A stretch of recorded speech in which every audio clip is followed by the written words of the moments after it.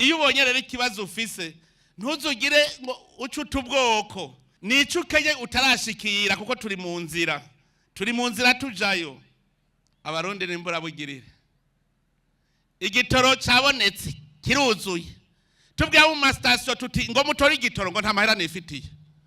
Mbwira uwo muntu wibatse station atagira amahera gusa kubera bari barakigize urudandazwa rw'ubusuma ubu barababaye. Bwira abafisa ba station bose nibagende gutora igitoro muri SOPEBU kiruzuye mugabo batagwe kuvuga ngo nta mahera nigirira.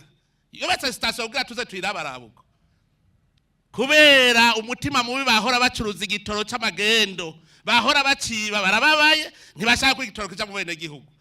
Ndaganda abwire ngira ndondera ingingo fatira ama station yose atazokwakira igitoro duce tuyagira ya leta duce tugishiramwo hanyuma bene gihugu baronka igitoro nta yindi nzira. Oya nimwiyumvira umuntu afise station wamubwira ngo gutora igitoro ngo nta mahera nifitiye. Sawa iyo station duca tuyitwara biya leta hanyuma aho uzoshaka gucuruza igitoro uzocuza tugusubiza station yawe nta yindi nzira. Namaze kuvuga ababe barategura inama dufata ingingo. Uburongozi nukunyene ntirushaka kwemera umuntu azaratwononera mwene abantu bopfumareka kubaho. Mbe Yesu niwe yavuze abonye Yuda mugaba Yuda bama yabonye Yuda ivyagira akora araraba igitutsi yo mutuka aca bumubwira ngo vyo kubereye vyo gwipfumureka kuvuka. None n'abantu nkabo vyo babereye vyo iyo bapfuma abanyamahanga ntibabarundi.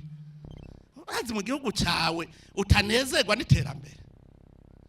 Uburongozi rero nukuza turaraba niho abakajagari kubera umwe wese yikunda.